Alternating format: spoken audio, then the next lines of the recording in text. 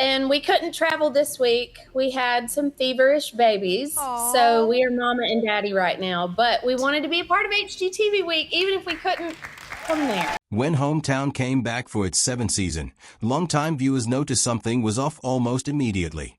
Ben Napier, the burly carpenter whose hands seemed to be in every frame of every renovation since the show began, was suddenly harder to find on screen. He popped up for a few minutes here and there, offered direction from the sidelines, and then faded into the background while his wife Erin carried far more of the weight than usual. For a couple whose entire appeal was built on doing the work together, in full view of the camera, this was jarring. Fans took to social media within days, asking the same question over and over: where did Ben go? And why wasn't anyone on the show explaining it? To understand what happened, it helps to go back to how Ben and Erin Napier became television fixtures in the first place.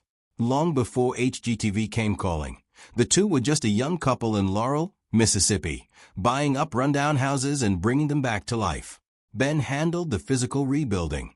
Erin, a graphic designer by training, handled the vision, the color, the layout, and eventually the storytelling that would turn their small-town renovations into a national phenomenon.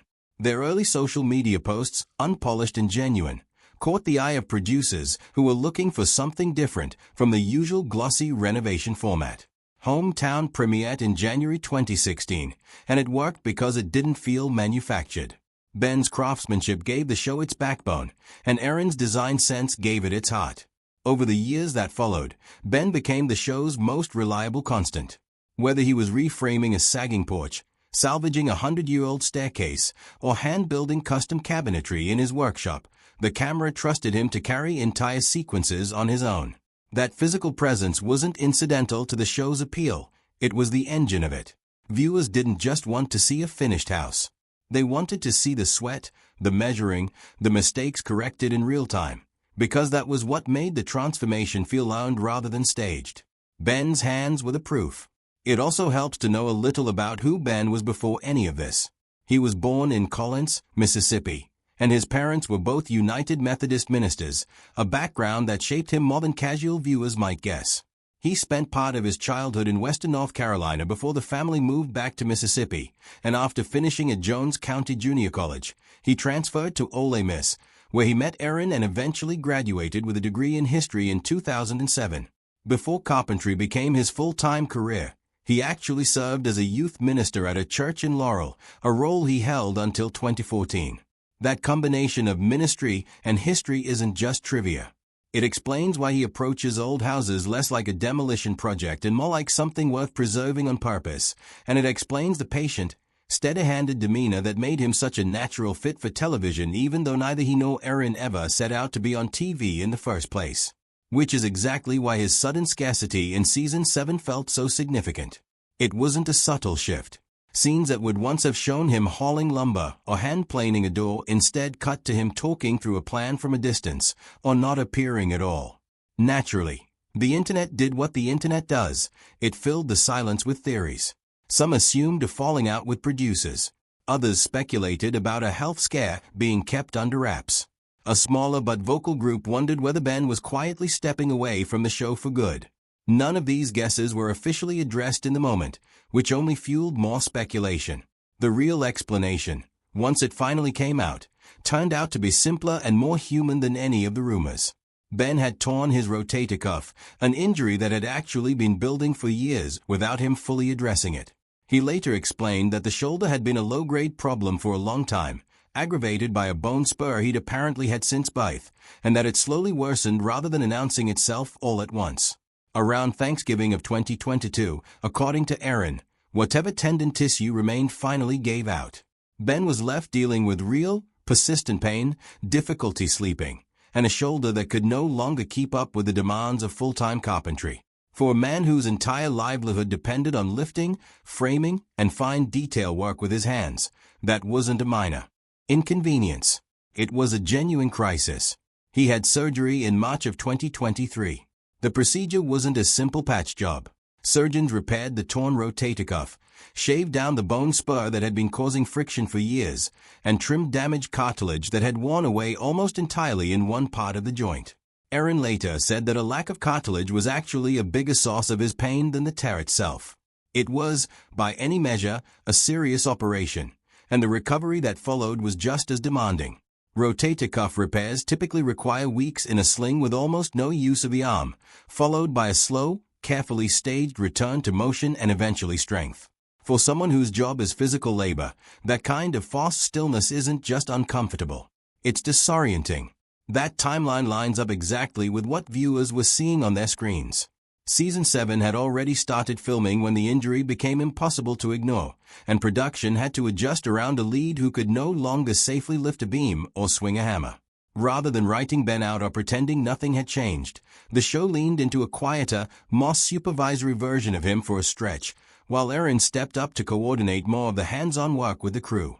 Some of the season's episodes were even delayed, with the back half not airing until January 2024, months after the front half had already aired the previous winter. Ben himself later joked that there would be some weird episodes as a result, since a chunk of the season had to work around a lead carpenter who literally couldn't lift his arm. What makes this particular chapter interesting isn't just the injury itself, but how Ben and Erin chose to talk about it once they finally did. Rather than issuing a brief statement and moving on, they brought the recovery into the show and discussed it candidly in outside interviews. Ben told a national magazine that the hardest part of the whole ordeal wasn't the pain or the surgery, it was watching other people do physical work around him and not being able to jump in and help. That instinct, the need to be useful with his hands, turned out to be as central to his identity as the craftsmanship itself. Erin, for her part, admitted that even after he was cleared to return to lighter duty, she still worried every time he reached for something heavy, reminding him more than once that he wasn't supposed to be lifting with that arm yet. There was also a lighter side to how the couple handled it. During his recovery, Erin recorded a FaceTime call with Ben while he was still groggy from post-operative medication, a moment that later aired on the show. When Ben watched it back afterward, he admitted he had almost no memory of the conversation at all, chalking it up entirely to the drugs. Erin posted updates throughout his recovery as well, including a photo of him resting on the couch surrounded by stuffed animals that daughters had brought him, captioned with a running checklist of everything the surgery had accomplished, from the rotator cuff repair to the bone spur removal to the cartilage trim, with Erin cast in the role of his personal nurse.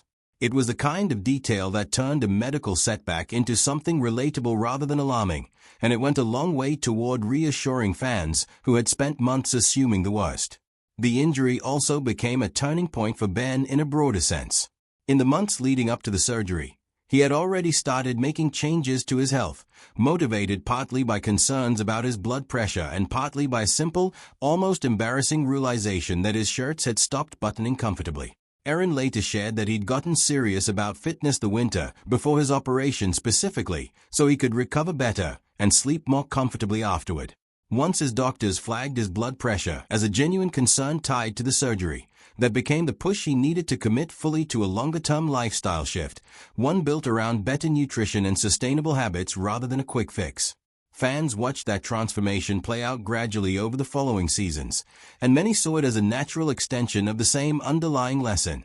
A man who built his identity around physical capability, forced to reckon with the toll that identity was quietly taking on his body. There's a deeper reason that push mattered so much to him. Heart trouble runs in his family. His own father needed emergency bypass surgery years earlier and recovered from it, and Ben has talked about wanting to avoid following that same path for the sake of his daughters. Losing weight in the years after Helen was born wasn't framed as a cosmetic decision so much as a practical one, the kind of choice a father makes when he wants to be around and able-bodied for as long as possible. Seen in that light, the shoulder surgery wasn't an isolated medical event so much as one more data point in a longer, ongoing effort to take his own health seriously rather than treating his body as an unlimited resource the way physically demanding work had always encouraged him to. It's worth noting that Ben's shoulder wasn't an isolated issue either. He has also dealt with a long-standing ankle problem dating back to playing basketball years earlier, and more recently, doctors have discussed the possibility of an ankle replacement due to arthritis that developed over time. Taken together, the picture that emerges isn't one of a single dramatic incident, but of years of physical we're finally catching up with a man who had spent a decade treating his body like just another tool on the job site. The rugged, capable persona that made Ben such a compelling presence on television came with a cost that wasn't always visible to the audience watching from home. By the time Season 7 wrapped and Season 8 began, Ben was back to doing much of the hands-on work that had defined him from the start, though not without lingering caution. He and Erin have both said in interviews that his shoulder still gets monitored closely, and that there are certain movements and weights he simply avoids now, even fully healed. The show itself adjusted its approach too, choosing to address the injury directly within one focused stretch of episodes rather than dragging it out across an entire season, which Erin admitted would have started to feel repetitive if every episode kept circling back to the same shoulder subplot. What the whole episode ultimately reveals isn't some hidden falling out or secret departure, despite what the early rumors suggested. It's a far more ordinary and, in some ways, more sympathetic explanation. A man who spent years pushing his body past reasonable limits in service of a job he loved, until his body simply couldn't keep up anymore. The gap fans noticed in Season 7 wasn't Ben pulling away from hometown. It was Ben, for once, being forced to sit still. For a couple who built their entire brand on visible, hands-on transformation, choosing to show that vulnerability on camera, rather than editing it out entirely, ended up reinforcing exactly the kind of authenticity that made audiences trust them in the first place. Ben Napier didn't disappear from hometown. He was recovering from an injury that had been building for years, healing the way anyone would need to, and the show simply had the honesty to let viewers see that process instead of hiding it. Like, subscribe, and follow for more.